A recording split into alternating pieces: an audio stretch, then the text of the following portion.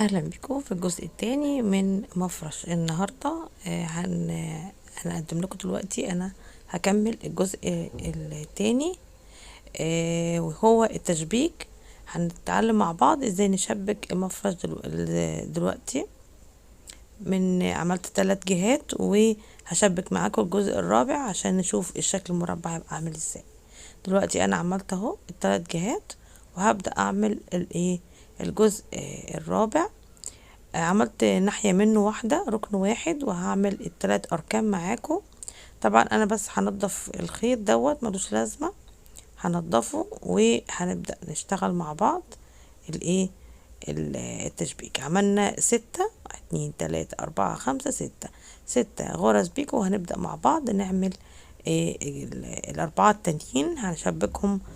اللي هما ال4 بيكو هنشتغلهم ونشبكهم. عملنا غرزة سلسلة واحدة، وجينا خدنا الخيط واشتغلنا العمود الاولاني من ال4. تمام. وبعدين عملنا 2 سلسلة، وجبنا خدنا. هنشتغل على ال4 اللي من جوه مش من بره، 4 من جوه. هناخد اول واحدة من من بره، 1 2 3 4. هناخد دي ونسحب الخيط، نمسكه كويس، نسحبه بالشكل ده وندخله. بنعمل غرزة منزلقة، وبعدين نعمل 2 سلسلة، ونيجي ندخل في العمود اللي هو عملناه، وبنعمل غرزة حشو. وبعدين نيجي نعمل غرزة، ونيجي نعمل العمود التاني،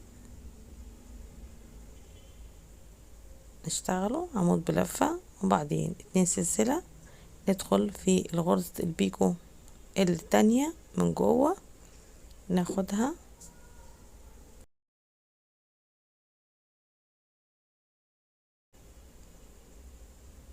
طبعا الخيط بيفلت عشان رفيع، فايه هتعذرونا طبعا، معلش.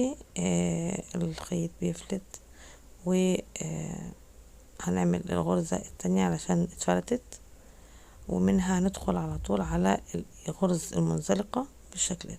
نعمل الغرزة المنزلقة، ونعمل 1 2 غرزة سلسلة، ندخل جوه العمود ونعمل غرزة حشو سلسلة، العمود التالت، ونيجي نعمل 2 غرزة سلسلة، والغرزة التالتة من غرزة البيكو من جوه. ندخل إبرة ونسحب الخيط، نعمل منزلقة و2 سلسلة، ونيجي ندخل جوه العمود ونعمل غرزة حشو سلسلة، والعمود الرابع نشتغله عمود بلفة 2 سلسلة. وبعدين ندخل آخر عمود هندخل فيه بالشكل ده غرزة البيكو، وناخد الخيط ونسحبه بالشكل ده، ونعمل غرزة منزلقة و2 سلسلة، وندخل في العمود نعمل غرزة حشو. تمام. بعد كده ندخل نعمل 6 سلاسل، 1 2 3 4 5 6. ناخد الخيط وندخل نعمل 4 غرز، بس هنشبكهم واحنا بنعملهم. تمام.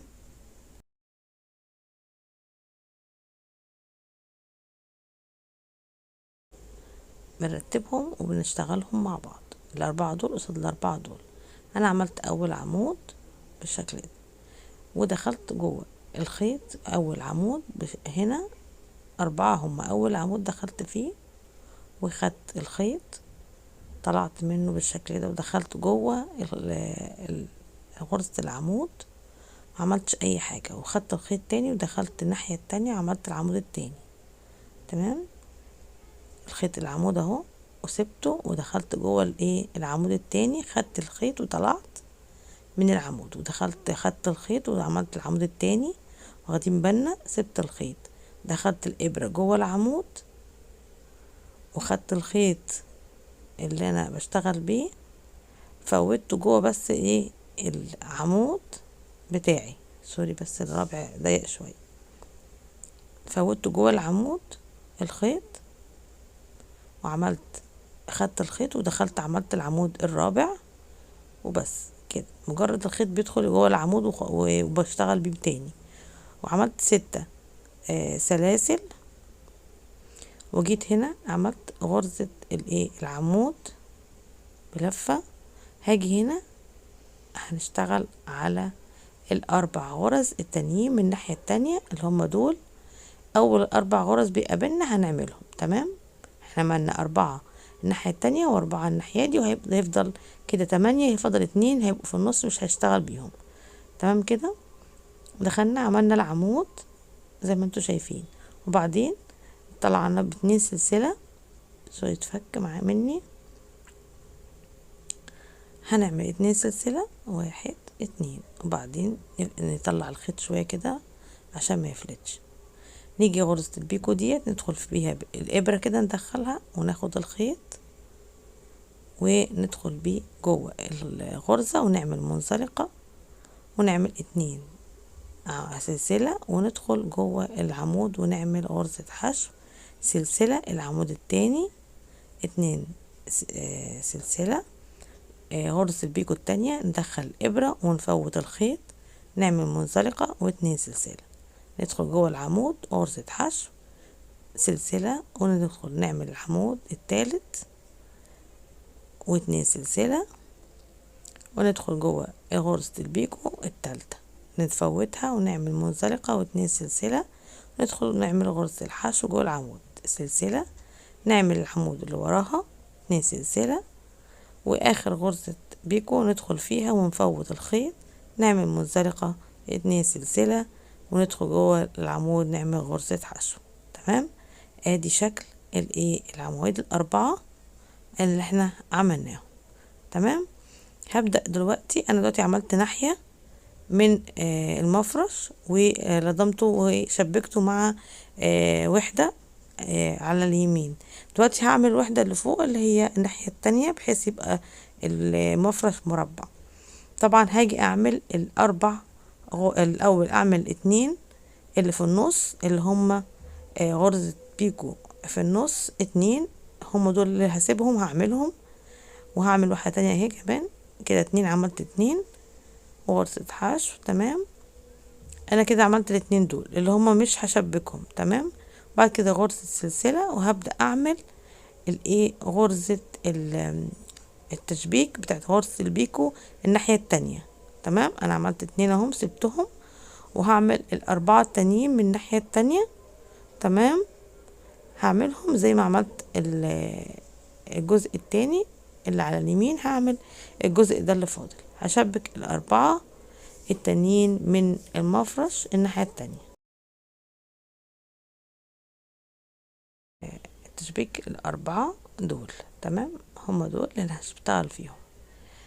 هعمل غرزة سلسلة انا كنت عاملاها، وهبدأ اشتغل العمود على طول بتاعي اللي هو اول واحد في ال4.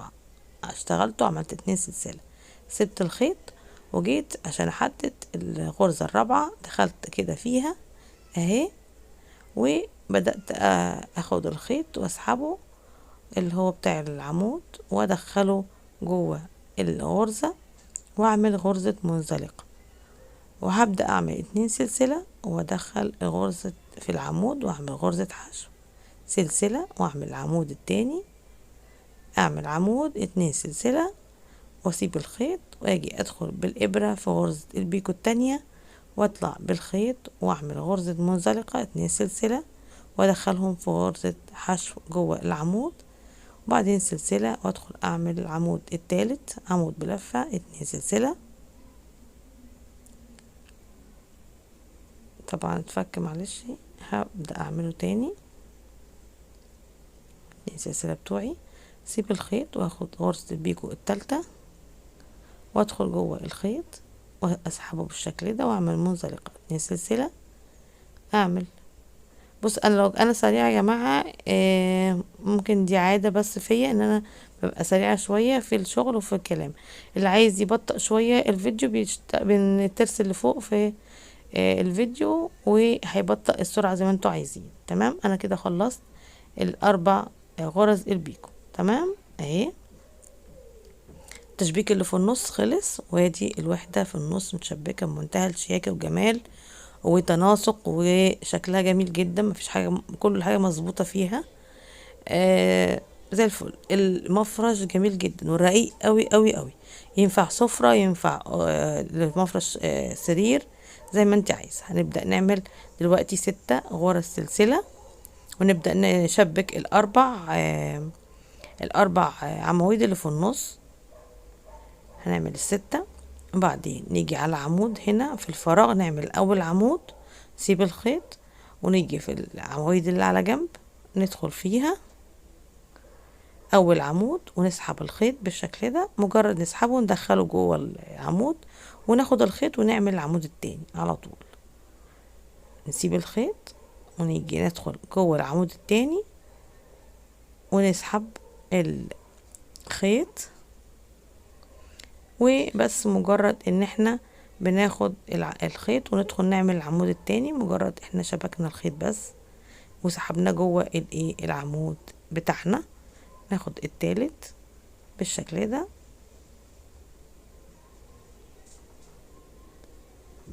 ودخلنا عملنا الخيط بس بيعلق معايا، وعملنا بالشكل ده. عملنا الأربع عواميد بتوعنا، وطبعا عملنا 6 سلسلة. بدأنا نعمل العمود الأولاني في آخر ركن. نشوف الشكل اهو، شبكنا الأربع عواميد مع بعض تمام، وهنبدأ نشبك الركن الأخراني زي ما شبكنا الأركان التانية. في بداية الفيديو بنشبك برضو بنفس الطريقة الجزء دوت. ابقى ادي باخد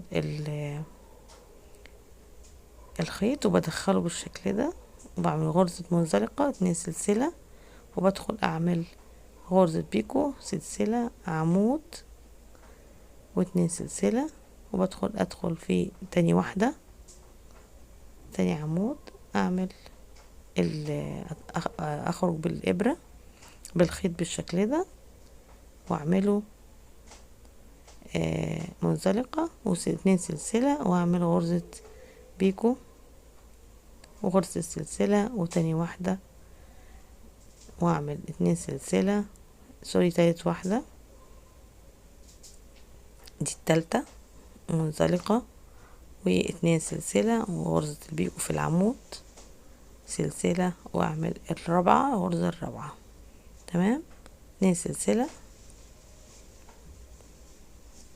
وادخل اعمل افوت الخيط واعمل منزلقة و2 سلسلة، غرزة بيكو في العمود اللي انا اشتغلته.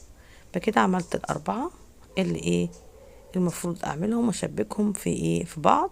ادي بالطريقة دي انا عملتها اهي. ده الشكل النهائي بعد ما عملت الركن، وكملت كمان بقية الركن الناحية التانية من بره. وادي المفرش منتهى الجمال والشياكة، رقيق جدا وسهل قوي وبسيط، مفيش اي مشكلة. ان شاء الله تكون انبسطتوا معايا، والى اللقاء باذن الله.